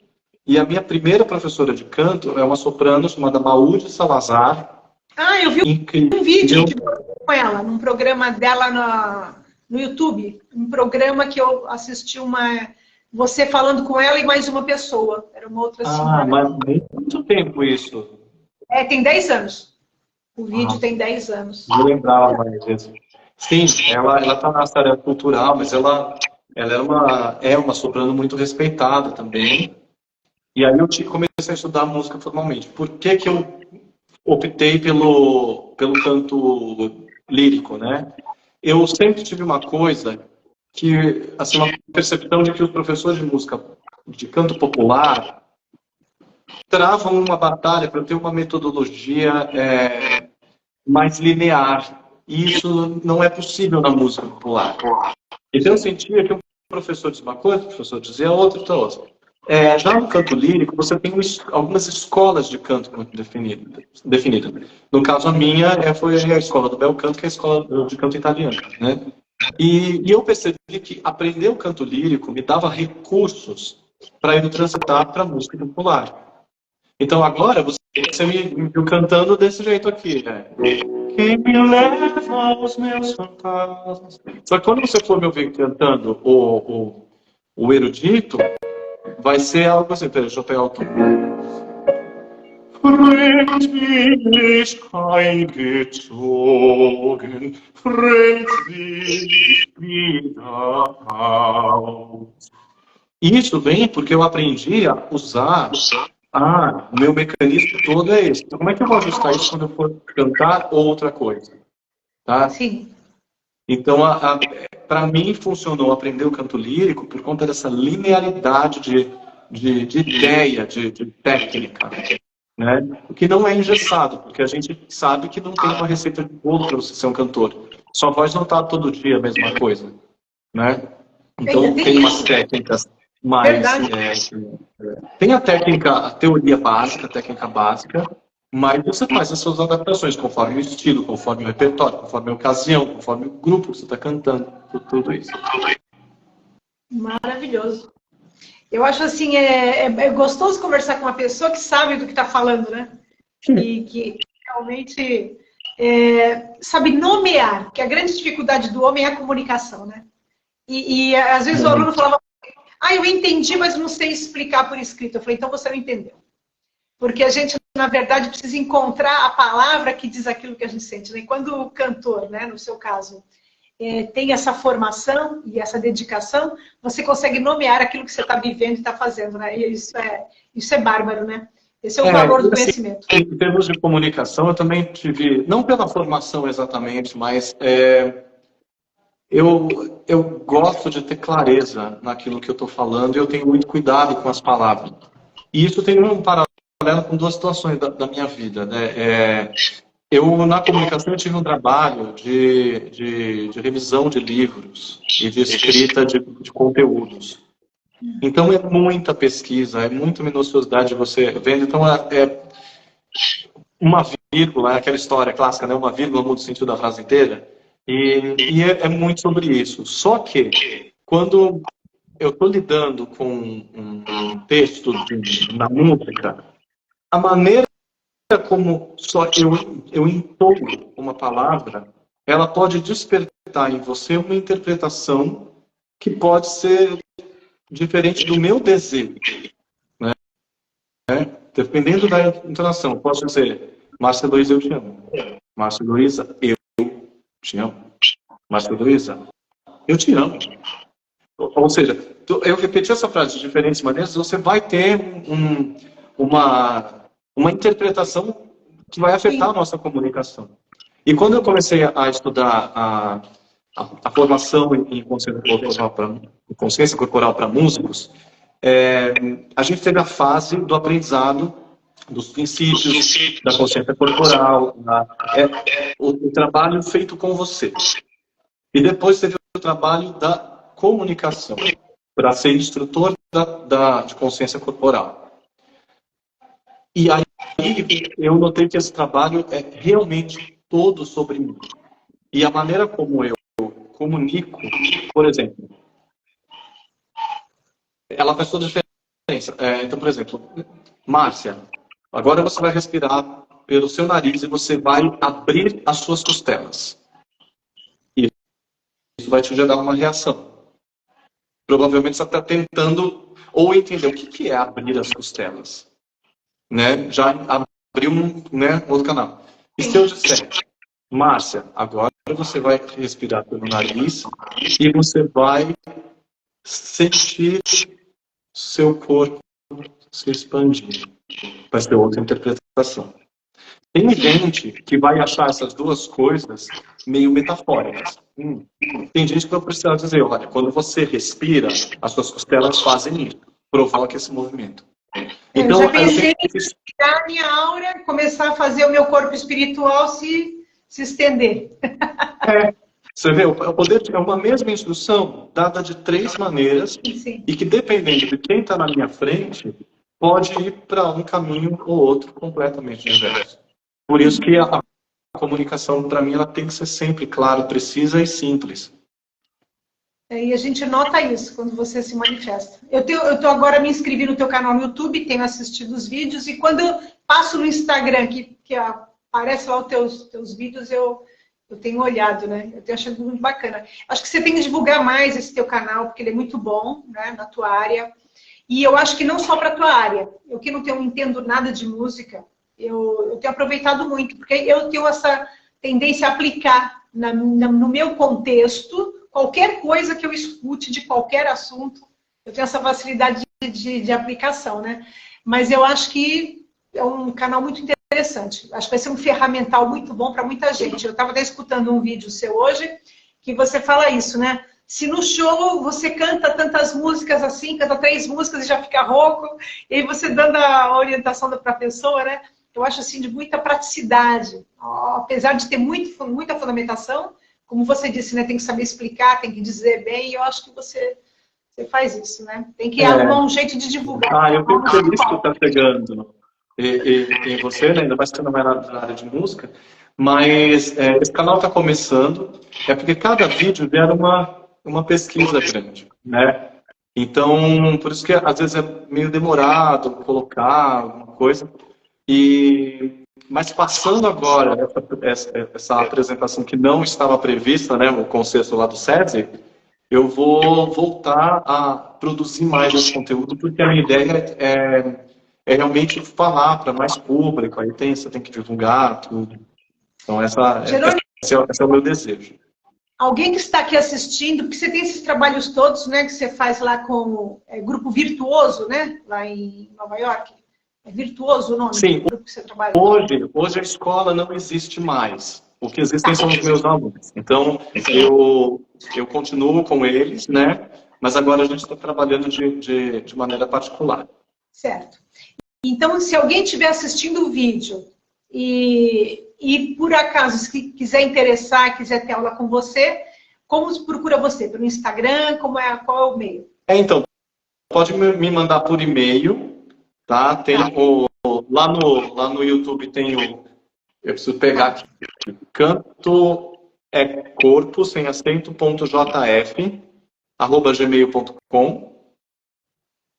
Só voltando, canto, corpo... Canto e corpo, né? Sem acento. Canto e. .jf. .jf. Isso, @gmail.com. Pode me mandar uma mensagem também no meu Instagram. Tem o Instagram do Canto é Corpo. Deixa eu ver se eu consigo colocar o arroba aqui. Jerônimo Feitosa, cantor, né? Peraí. Deixa eu coloquei Jerônimo Feitosa e Canto e Corpo. Tá aqui, ó. Tem esse e tem esse meu, que é o que não é pedagógico, vamos dizer assim, ele é mais artístico, Jerônimo Feitosa. Então as pessoas podem procurar por ali. Tá bom. Você me dá um minutinho para eu acender a luz, porque eu estou sentindo que estou ficando... A gente está falando pra caramba, né? Espera um minuto.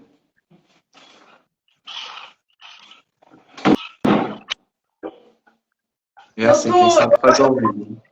E-mail? No descritivo do vídeo do YouTube eu posso divulgar seu e-mail? Pode sim, pode sim. Porque geralmente... pelo e-mail é bastante bom, né? Contatos com convidado, aí eu coloco lá esses dados, né? Eu assim, daquilo que eu tinha proposto de pauta para conversar com você, muita coisa foi surgindo naturalmente, né? E muita coisa assim você falou, e eu perguntei também. Acho que para o final que eu tinha deixado uma questão, era o que você pensa quando uma criança diz assim, quero aprender música, o que você diria para esse pai, para essa mãe, ou para essa professora que notou o talento do aluno, a vontade dele, qual seria o caminho? Porque eu sei que muitas vezes, como você falou, essa questão prática da sobrevivência se sobrepõe, né? Mas o que você diria para um pai, para uma mãe, ou para uma professora, no sentido de como acolher essa criança Como demonstrou aquele aflorar, né? Bom, eu acho que a primeira etapa de qualquer trabalho é a musicalização. Tá? É claro, se a criança tiver uns 9 anos, você pode oferecer um... Ah, você quer aprender um instrumento? Qual desses instrumentos você gostaria de começar? E fazer alguns experimentos para ver se a criança se identifica. Né? Mas se essa for uma criança pequenininha, né, até seus 5, 6 anos, eu acho interessante que faça a musicalização. Porque a musicalização vai ter um contato, a criança tem um contato com o som, com as primeiras construções musicais, quando ela aprende a fazer um ritmo, batendo palma, tocando tambor, repetindo aquelas canções infantis, né? E aí ela vai ter oportunidade de descoberta ali também, né? Porque normalmente a musicalização tem pianinho, tem violãozinho, flauta. Até a flauta doce em algumas escolas é parte da aula de música, né? Para o aprendizado. Então ela vai ter esse primeiro início. Se a criança já é maior, né? Ela descobriu que ela quer aprender, sei lá, digamos, já tem 12 anos. Ah, eu quero aprender a tocar guitarra. Então busca um bom professor, né? Existem muitas escolas boas. E se a pessoa não tem dinheiro, veja, porque é caro estudar música, tá? Se a pessoa não tem dinheiro, em vez de colocar numa escola meia boca, né? Porque tem um monte de gente aí que aprende a tocar 2, 3 acordes e abre uma escola. Não faça isso. Veja quais são os projetos que existem, as instituições em que tem o ensino da música gratuito, como, por exemplo, o Projeto Guri, as fábricas de cultura. Alguns SESC também, por exemplo, o SESC Vila Mariana tem uma escola de música dentro dele. O SESC, acho que tem Anchieta, eu acho que fica na Consolação, perto ali do Mackenzie. Se eu não me engano, lá também tem atividades de música. Isso, claro, que depende muito de onde você está, né? Aqui, na realidade de Santos, tem o Projeto Guri, que é a Fábrica de Cultura, não sei se é no mesmo lugar, tem as escolas da prefeitura.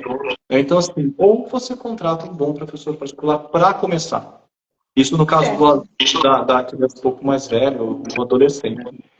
E se essa pessoa estiver em São Paulo, especificamente, é possível entrar na escola de música, na municipal, e na EMESP. EMESP é do Estado, fica perto da Estação São Paulo, e a municipal fica no centro, atrás do teatro, que foi que eu estudei. Ambas as escolas têm formação infantil. Então, tem a turminha pequena que eu não sei bem como funciona, mas é possível que nem precise de instrumento, dependendo posso falar besteira, tá? Mas é um acesso maior. E se a criança tem lá seus 9, 10 anos, ela gosta de cantar e está em São Paulo, tem também a academia da USESP, que começa com o coro infantil. Então você vai lá, faz uma entrevista e você começa a estudar, você faz o coro infantil. Aí o coro infantil tem seus próprios concertos, participa eu digo, infantil, infanto-juvenil e acadêmico, né, que são os 3 níveis antes do profissional. Você participa do Festival de Campos do Jordão, você canta com artistas que vão na Sala São Paulo, por exemplo, o coro infantil cantou com a Adriana Calcanhoto uma vez, ela vai fazer um trabalho lá. Participa dos concertos sinfônicos, também quando tem parte de coro infantil nas obras. Então depende, eu acho que a pesquisa é o mais importante, não tornar uma ideia, tomar uma decisão precipitada. Entendi. Mas procurar sempre melhor. Eu não sei se a resposta foi abrangente demais. Né? Acho que é isso, né? Você vai oferecendo, né, as oportunidades e ele vai se experimentando e vendo o que ele quer, né? Quer dizer, é muito mais... Sim, eu lembrei de mais um aqui. Se a pessoa está eu não sei como é que está o público, né? Onde que as pessoas vão ver. Mas eu imagino que São Paulo, Santos, né, tem bastante gente. E em Cubatão, que é perto de Santos, também tem o Conservatório de Cubatão, e que tem, inclusive, banda sinfônica, relacionada aos grupos artísticos de Cubatão, e eles começam com um pequenininho também. Tá certo. Jerônimo, você quer falar alguma coisa para fechar nossa live? Você tem alguma coisa que você gostaria, que eu não perguntei, não toquei, você queria tanto ter falado e eu não dei oportunidade? Eu acho que foi foi muito bom. Eu gostei. Primeiro, obrigado por esse convite, né? A vida dá muitas voltas incríveis, né? Porque anos, 20 anos atrás, você foi minha professora, depois a gente foi colega de trabalho, quando eu trabalhei na escola, naquela fase. Aí você foi para a Itália, eu já fiquei indo e vindo aí pelo mundo. E agora a gente se encontrou aqui como adultos conversando. Oi? Eu como velhinha. Não, Passei do adulto para velhinha. Então eu fico muito feliz por esse convite. E eu queria ressaltar só que todo mundo que estiver assistindo agora, né, eu já vi que ficou um monte de gente entrando e saindo, né? Mas quem assistir essa live aqui ou depois no YouTube, no dia 24 de setembro eu faço convite para a estreia do meu show A Vida é um Varal de Escolhas, um olhar sobre seus pensamentos e memórias, na Pinacoteca Benedito Calixto, aqui na Avenida Bartolomeu de Guzmão 15, em Santos, 17 horas, entrada gratuita. Ai, que Então, maravilha. é só chegar, é a banda elástica, tem espaço para todo mundo que queira participar. Então, esse é o primeiro, é esse espetáculo autoral, né? Envolve textos, envolve também músicas consagradas, nesse olhar sobre pensamentos e memórias. E depois, no dia 30, esse ainda está spoiler, mas eu já vou... Spoiler só porque, assim, eles contrataram, mas eu não assinei ainda. Então, tudo pode acontecer. Mas eu estou confiante que vai dar tudo certo, né, encaminhado, né? Dia 30, eu vou apresentar um outro espetáculo completamente diferente, no Teatro do SESI, também em Santos, dia 30 de setembro, é sábado, às 20 horas, Teatro do SESI. O recital Jornadas, em que eu vou passar por 2 ciclos de música erudita, o 20 Reis de Schubert e 20 Melodias de Reinaldo Hahn. Então é compositor alemão e compositor francês, muito leve, cênico, e vai ser isso, vai ser divertido igualmente. Então, dia 30, no SESI, Avenida Nossa Senhora de Fátima. O pessoal vai achar.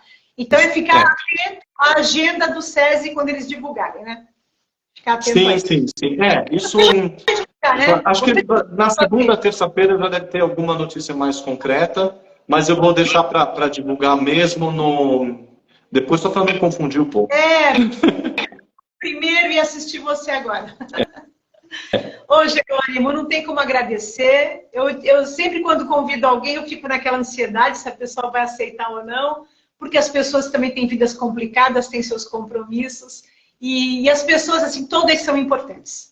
Mas aquelas que têm uma vida pública, eu sei que é mais difícil ainda, né? Então eu fiquei muito assim, será que o Jerônimo vai aceitar? Porque é um canal pequeno, né? Eu não tenho, assim, um público grande, mas é um público que está sendo conquistado muito pouco a pouco, e é um público fiel, né? Porque eles não assistem aqui, mas depois lá nos vídeos a frequência é boa. Então, sabe, eu tenho só que agradecer. Primeiro convite você aceitou de pronto, e eu acho que foi no momento bom, porque já está perto da sua apresentação, foi tudo muito redondinho. E as dificuldades de hoje foram simplesmente uma preparação para soltar um pouco a garganta, as emoções, a gente ri um pouco. Acho que serviu. Eu fico muito feliz. Eu vou te contar um segredo. Eu nunca tinha entrado em live no Instagram. Nunca. Isso é uma coisa que eu estou trabalhando muito emocionalmente. Né? E eu só fico feliz que eu já vi um monte de gente que tem esse mesmo bloqueio, né? Eu vou estar lá, mas o que eu vou falar? Como é que eu vou falar? Então essa experiência também está sendo muito boa. Inclusive, esse círculo que teve aí no início, de quem não estava assistindo, a gente não conseguia entrar, nos conectava. Mas isso também é bom, porque faz parte da vida. Né? Tem coisas que o que você não tem controle, você não pode tentar segurar. Não, você não tem controle. Não está entrando. A gente tem que achar um jeito de entrar. E tá tudo bem. Tá tudo bem. Querido, olha, muito obrigada. Ficamos por aqui? Ficamos por aqui. Você fica com Deus, que Deus te abençoe muito, que você tenha, assim, muito sucesso na sua vida, que ela seja longa e próspera. Muito obrigado. E olha, eu fico o mesmo desejo para você. E uma coisa que eu não tinha lembrado de falar. O show do dia 24 vai ser também transmitido pela internet. Tá? quem se inscrever no meu Instagram aqui, Jerônimo Feitosa, eu vou deixar um link depois, que vai ser no Facebook da Pinacoteca. Eu vou tentar fazer uma live pelo meu celular lá, mas eu não sei quais são as condições ainda. Então, com certeza, no Facebook da Pinacoteca vai passar e eles vão disponibilizar o vídeo depois. Tá bom. E sucesso aí na sua apresentação no final de semana. Para você também, e parabéns por esse trabalho, essas conversas, que imagino que sejam deliciosas. Eu estou aqui para ficar o tempo inteiro, até a noite, até a madrugada. Mãe, um grande beijo em você e no Luiz, tá? Tá certo, um beijo. Até a próxima. Tchau.